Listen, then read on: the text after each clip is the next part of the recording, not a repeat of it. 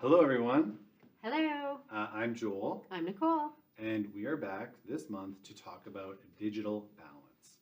Nicole, what is digital balance? Well, digital balance is when we are conscious of the amount of time that we're spending on digital devices and screens, but also balancing that with no digital screens and, connection with people in person in real life, not just in a chat between video games, or taking a moment just for myself and maybe having some of those mindfulness moments where I just take a moment to breathe and I take that break away from anything. Or if I'm doing research and I am in school and I'm on my device for a lot of that time, I have a 1 hour block or however long it is, then maybe every 20 minutes, taking that 20-second kind of like looking away, looking 20 feet away. So it's a 20, 20, 20. That's right. Right? So the 20-minute break, timer, stop, look 20 feet away for 20 seconds. It helps to rest your eyes. It helps rest your brain and refocus you. So something that small can also have a really big effect on digital balance. Is your life digitally balanced? Well, that's an unfair question, Joel. Fair. That's an unfair question. Because How Joel come? and I are both technology consultants, we do spend a lot of time in technology. But when I'm away from work, my life is a lot more digitally balanced. I might watch some TV, but I also, take my dogs for a walk. I go out downstairs and I work out. I spend time with my family having conversations. And so those are some things that I do. Joel, you like to play board games. I love playing board games. I'm not bored if there's a board game on the table. Thank you. Now, do you do a lot of that with your family? I do. Yeah, we got into board games during COVID. We played a lot of Trouble, right? Trouble was a game that created a lot of trouble at our house because nobody liked that whole, you get landed on, you go back to start. But lots of lessons can be learned during board games, and it's a great time to just be present and be with friends and family and laugh, right? So much fun. Absolutely. So you can pause the video right now and have that conversation with the class. What does digital balance mean to you? And do you think that your digital life is balanced? If you didn't press pause, we're going to continue. And if you did press pause, welcome back. When we talk about digital balance, we need to think about those healthy choices. And the big pieces, like these are places where we can choose healthy and unhealthy choices, is with our sleep, our nutrition, our social connection, and our physical activity. Well, I think the word like healthy habits, it's not just about the choices. It's about taking those choices and building positive habits and healthy habits from them, right? So having the habit of an hour before you go to sleep, settling down, putting the devices away, getting away from those screens, right? Getting away from those blue lights to help your mind, your body settle down. The social connection, getting in that healthy habit of actually maybe, going outside and, going for a walk with your friends, connecting, sitting down, hanging out at, the mall. Maybe not the mall. If the kids still go to the mall these days, I don't know. I don't know. Probably not. Right? But even, wherever it is. But even the idea of nutrition, right? Like planning out your meals, drinking your water, like everything's healthy habits, right? And there's paper trackers, there's lots of trackers for those things. But the idea is to build the habits. Yeah, to let that be your normal, 100%. Yes. And remember that when we talk about, the other piece is like, when we're talking about digital balance, we can think about these sort of feelings, the sad, alone, encouraged, empowered, connected, or angry. The feelings that we have, you want to feel, like I personally want to feel more joy than I do sadness, but I can't avoid all that sadness, right? That is a huge part of understanding that you can't, Inside Out taught us that. You can't have joy without sadness, right? Things can be two things at once. So not necessarily all of one or all of another, but finding that balance within them is a huge piece. So kind of thinking about whatever digital tools you're using, social media, etc. How are each of those making you feel, right? Are they always making you feel connected? If so, that's a great thing. If they're always making you feel angry, I mean, like Joel said, it's okay to feel angry, but if something is constantly doing that to you, Yeah, turn then down the difficulty right, settings, all right? put it That's how I away, do it. get rid of it, right? Yeah. Remove that from the scenario so that you can focus more on those two E's and that C, being empowered, encouraged, feeling those positive emotions. This is some interesting stats. These are pulled from Canadian students, but we look at these kind of details really make me think about my own kids, to be honest. We look at those household rules around technology. Does your house have screen-free zones or times of the day when no screens are allowed? Or, I've heard of families having like a place where all the phones get charged and you don't have your phone after a certain hour. We look at this idea of unplugging, right? Some of the kids, I shouldn't say most, some of the kids think that, yeah, maybe I do spend too much time. But look at that number there.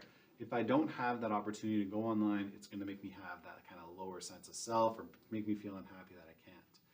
And then this is just, to me, I don't know, Nicole, how old were you when you had your first, I'm going to say the word smartphone, right? First smartphone. And Okay. you're not supposed to ask you a lady your age, but I am asking. So I feel like that's something that's a little unfair because times have changed from when I was a little kid. But I'm just gonna maybe use my own children who Sure. are now like 20 Safer. and 18. So they've been in that smartphone era. I was not. Rotary Dial- yeah, phones, yeah, dial. none of you I even know. know what that is. But they, I think my son got it when he went into grade 7 because he was going to sports academy and then needed to get a ride. Like my husband needed to Sure. pick him up. So he was given one intentionally to help coordinate that pickup time and if my husband was late getting there or whatever it was for. So that's what he initially got a device for. Check out this, like 30% of the kids who responded back to the survey got their first smartphone between the age of 6 and 10. And to me, that is, responding to the time, like you said, if you need to phone, those pieces are there. But that idea of screen-free time is a lot more, you got to change your perspective on it, I think, with regard to what is balance. Right? Yeah. Because there used to be payphones, right? So there was other ways to communicate, but those aren't really around anymore. And No. so, that is that piece where, times are different. And so just because you get a phone when you're earlier doesn't mean that you can just be on it passively all the time, though. That is something that is really important to acknowledge. So let's just have a quick check time. A quick reality check about screen time.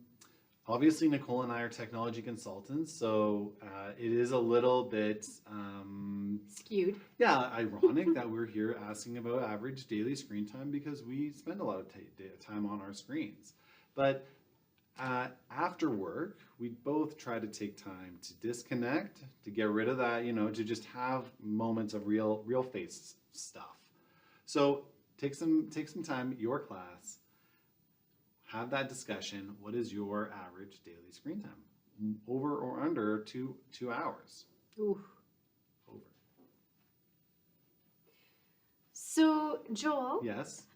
just kind of thinking like about that screen time, when I even just look at the picture there, right? This is a way that a lot of our Youth?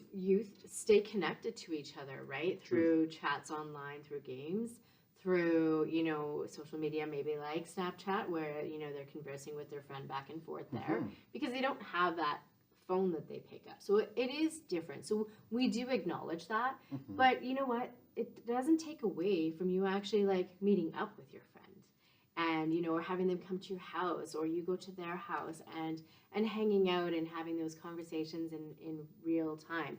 I've seen kids on, at the hockey rink. My daughter was one of them. She had her phone, her friend had her phone. They were sitting on the same couch next to each other, but communicating through their phones. I'm pretty Cool. sure they could have actually just talked to each other. Yes. And so acknowledge that's a perfect opportunity to be screen free. And we talked about those healthy habits before, right? Not just choices, kind of like what's the climate of your life, what healthy habits do you have? And as you shared, those regular screen breaks, right? When we are in the middle of a day, taking that 20 seconds to give our eyes a break, give our mind a break, go for a walk, laugh with each other. But also when we talk about those curating your feeds, so looking at what am I taking in, what am I ingesting, and trying to make sure that those pieces are positive and self-encouraging and really sort of like leave you feeling more empowered. Can I just add on that? Please. Is what he's saying about choosing your feeds is accurate. You get the algorithms. So whatever you click on, whatever you choose is what you're going to see more of. So the more you choose and click on the feeds that do bring positivity into your world, the more that's going to show up for you, which is going to improve your mental health. So if you are using devices, just note that. Note those algorithms. Yeah, pay attention. And then also, if you are feeling like it's too much, talk about it. You know, there's people around you, people in your life, there's places you can go to where those feelings are, you know, the most important thing to know. And so just by acknowledging those feelings, you begin to kind of get a little bit of control over them, a little bit more like you have the power, and then you can make those positive changes. Well, and I think like everything is so filtered in this world, right? Everything is like from people's faces to being filtered to artificially intelligence created videos, pictures, text, all of those things. And so when you do feel overwhelmed, have those conversations because a lot of it's just not real. Right? And so that isn't really reality. So don't let that bring you down. Don't let that affect your self-esteem because it's not real. The goal is to keep your eyes on the screen. And, you know, we've had these conversations about social media before. They're a business trying to make money. The way they make money is by people using their thing, and they structure it to keep you using it. And that kind of brings us into that extended into the evening screen time. Right, we know that blue light that comes off the screens is that activating, that engaging, that exciting light that creates stimulates our brain, and we need to be able to, even though we're falling asleep, because we're, you know, if we're staying up into the early hours of the morning, our body is just going to force us to pass out in exhaustion, but that restful sleep that we need is not really being achieved. Right, and that's required, especially during like schoolwork, right? To be able to focus on your daily activities, to have conversations even with people, to find that joy in your day, to laugh, because otherwise you're just feeling overwhelmed because lack of sleep can really affect that as well. 100%. And so knowing that you do need at least an hour without screens before you go to bed, right? And so really building some of those habits as well to wind down in the evening. Grab a book. So this is just a little example. This was done last year in Britain. There was a total phone ban. You can see that box there. That has all of the phones from the grade 8 students of that school. And for 21 days, those kids had no phone access, like not even at home, no never. And they kind of like documented the experience of the kids. And so these are just some findings. Right away, teachers noticed that kids were more ready to go. Right? Like their brain was ready to roll when it was time to learn. They noticed that right away, that ability to make eye contact, to have conversations without that distraction of the phone or without that kind of social media interaction had completely revamped. They were able to be more present and be more engaged. And the kids themselves, you know, without that anxiety of keeping up or checking in, keeping your streak. Yeah, it allowed them to focus, and they had overall happier days. They created like a 2-part documentary on this. It's online, but it's really, really interesting to listen to how these kids at first are like, I don't know how to be. They talked about the fact that one girl got her first phone at 4, right? Which is, again, I'm sure, you know, it felt necessary at the time. But the reality is that screen connection becomes stronger, right, as it gets introduced earlier. As students are spending over 10 hours of the day on their phone, and this idea that without the smartphone, things weren't real, right? If it didn't happen on the phone, or if it wasn't documented or captured, you know, it didn't happen. And so these pieces kind of shine a light on how far this has gotten, without any real critical kind of connection back to what is good and what is healthy. And so this is kind of where we begin to kind of rubber hits the road, is that the discipline is the freedom. If you have the discipline to put the phone away and to, use it only during certain times in certain spaces, it allows you that freedom to open up the rest of yourself to what's going on around you. Setting clear boundaries for technology use, moving your phone away when studying. There was a study that they did where it was like directly, the further away your phone was from you, the longer you could focus on your work. My daughter, who's in university, has actually gone back to flashcards, like actual paper flashcards, to where she does put her phone away and she has flashcards of her for her studying, right? So back to that paper, put her Chromebook away, put her tablet away, like all of those pieces, and is just focusing on that paper aspect. And if like the phone's on the table next to you, you're going to be tempted, right? But if the phone's across the room, or maybe in another room, or maybe it's in the garage, or maybe it's at your grandma's house. I don't know. But the further that phone is away, the more, and those screens are away, the more kind of brain power we can give to studying. And not only, sorry, that last point that you had, don't bring your phone to bed. I mean, there's a lot of radiation that comes off of your phones, right? So the more you can also have that away from you, I think physically, the better that is also for you. Your body needs that break too, for sure. Absolutely. And again, when we talk about that blue light, that energizing light that keeps our brains kind of active and restless, you have a much better sleep.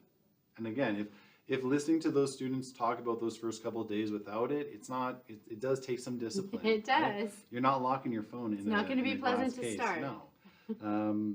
But that idea of if you can have that discipline, then it really does create a much more positive place for the rest of you to be. So maybe start by just trying it for a couple of days or a whole week. I would go for a week.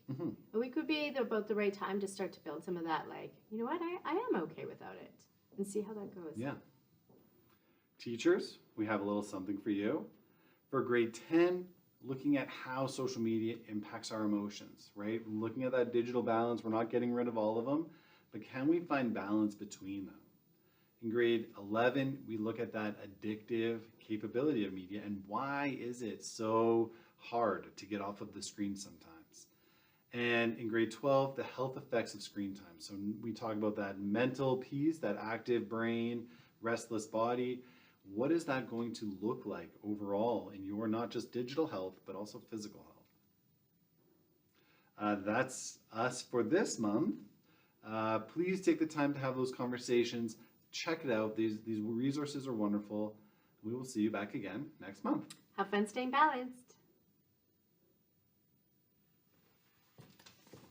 Yay. Well done.